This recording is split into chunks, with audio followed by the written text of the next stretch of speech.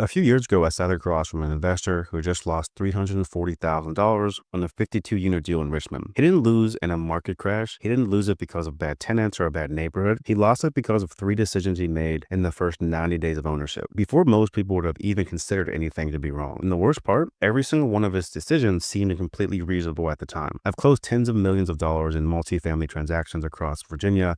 I've watched deals that look perfect on paper quietly destroy investor equity. And I've watched deals that look ugly on the surface turn into the best investments my clients have ever made. The difference between those two outcomes almost always comes down to what happens in lap one. By the end of this video, you're going to know exactly how to protect yourself during the most dangerous window of the entire investment cycle, the acquisition phase, so that you never walk into a deal that is already broken before you close. Here's what we're covering. First, I'm going to show you why most investors are knowingly setting themselves up to fail because they ever look at a single property. Then we're going to talk about the one underwriting mistake that quietly destroys deals at great fundamentals. And finally, I'm going to break down how investors are using the wrong debt to chase the right deals and how that choice is what ends up taking them out. 3 silent killers, 1 acquisition window. Let's get into it. Silent killer number 1, chasing deals instead of strategies. Back to that investor, the one who lost 340 grand. The first thing I asked him when we sat down was simple. I said, before you bought this deal, what was your acquisition strategy? And he looked at me and he said, I was looking for value-add multifamily, something I could force appreciation on. And I said, okay, what market, what unit count? What did your exit look like on day one? Silence. That silence is the first silent killer. See, most investors think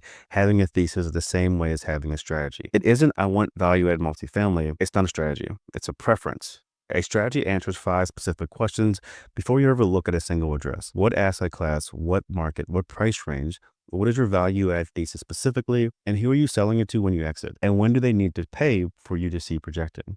If you can't answer all 5 questions without hesitating, you don't have a strategy, you have a direction. And directions without boundaries lead to exactly what happened to this investor, chasing whatever showed up, underwriting everything that looked interesting, and eventually buying something that fit the mood instead of the model. Here's how this plays out in practice. I've watched investors spend weeks underwriting 10, 12, 15 properties that have nothing in common except that they were available. They're not building conviction, they're burning time and quietly training themselves to see opportunity in deals that were never right for them. The investors who constantly win, they've built the box before the deal exists. When something surfaces, whether it's on or off market, they spend 20 minutes confirming fit, not 6 weeks building a thesis from scratch. And here's what I want you to hold on to as we go into the next point, because even after this investor found a deal that matched his general thesis, 52-unit property eventually bought, he made the second mistake. And this one is more common and even more dangerous and ultimately completely invisible until it's too late. Silent killer number 2, underestimating renovation timelines and rents. See, the deal looked right, 52 units in Richmond, rents running about $180 below market. The property needed work. Interiors mostly, new flooring, paint, fixtures, appliance, nothing structural,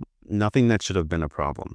He budgeted $9,000 per unit for renovations, modeled 4 unit turns per month, underwrote 2 market rents of $11.50 per door, which was exactly what the comparable property 2 blocks away was achieving. On paper, this was straightforward value-add play. And I want you to think about this for a second, because everything I just described sounds completely reasonable, doesn't it? See, that's the trap. Well, here's what actually happened. The GC started falling behind in week 3, not dramatically, just a few days here and there. Subcontractors got pulled to larger projects across town. By the time he realized the timeline was slipping, he was already 6 weeks behind the first building. Material costs ran over, not by a catastrophic amount, just 13%. But 13% of $468,000 budget is 60 grand he hadn't planned for. And then came the rent problem. The comp he underwrote to $11.50 lease he used the benchmark was signed 14 months earlier.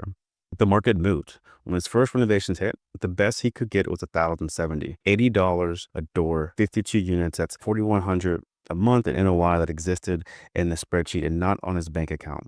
Over 12 months, that's nearly 50 grand annual income that was never real. And now his refinance valuation. The number his entire equity projection was built on came in $615,000 lower than he modeled. So let me ask you the question I asked him after we walked all the units. Was this a bad deal? The answer is, it didn't have to be. The fundamentals were real. The submarket was legitimate. The value-add thesis was correct. What killed this deal wasn't the strategy. It was the inputs. And here's how you protect yourself. You never underwrite the deal to the top of the market. You underwrite to the middle. Then you stress test it 10% lower and ask yourself if it can still survive. You build a renovation buffer of at least 15, not 5, not 10, 15, because something will always go wrong and you need room. And you need to model your lease up pace at half of what you think is realistic. If the deal only works at full speed, it isn't a deal. It's a bet. And the best acquisitions I've ever seen were the ones with so much cushion built in that even when things went sideways, the operator still had room to breathe. Now, here's where it gets critical, because this investor did the renovation, he pushed the rents, he got the property stabilized, and then he went to refinance. And that's when the third silent killer showed up. And this is the one that actually determined the final damage. Silent killer number 3, structuring debt for headline, not longevity. When he bought this deal, he used a bridge debt, 2-year term, 1 extension option, competitive rate.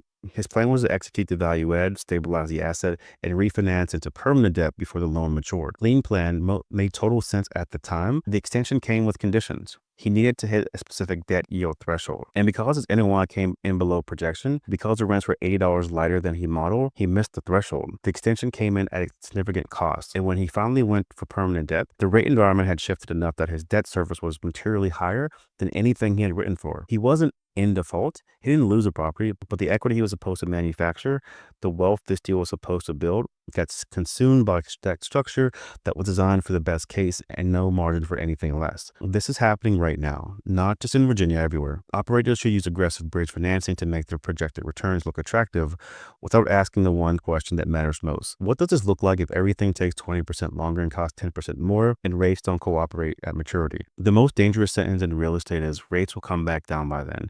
And I've heard it said confidently by smart, experienced people, and I've watched it cost them. This is not a capital structure. This is not a hope with a loan attached to it.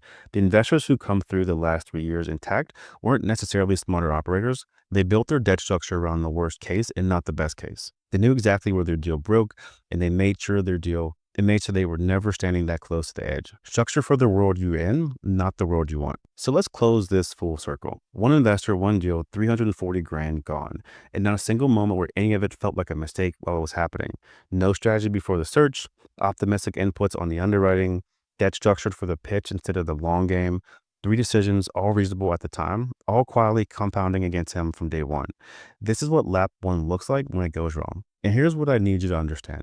This isn't a story about a bad investor. This is a story about what happens when good investors skip the uncomfortable questions, the ones that slow you down before you close, but save you time after. The investor who wins lap 1 is not the fastest one in the room. It's the one who built the strategy before the deal surfaced, who stress tested the inputs before going under contract, who structured the debt before the deal might have, not the deal they planned for. That investor sees the upside before it hits CoStar. That investor closes with confidence. And when the market shifts, and it always shifts, that investor has a margin to survive it, for positioning and take advantage of it. If you're relying just on broker performers and gut instinct, you've already lost. Comment the word lap 1 and I'll send you the exact acquisition checklist I use when I'm analyzing deals for clients in this market. The questions I ask before I ever let someone put a property under contract: no fluff, no filler, just a framework that keeps you out of a seat like the one investor was sitting in when I told him what happened with his deal. So message me lap 1, and if you want to see what happens in lap 2, the execution phase where the second wave of investors lose their equity, subscribe, because that one drops next week.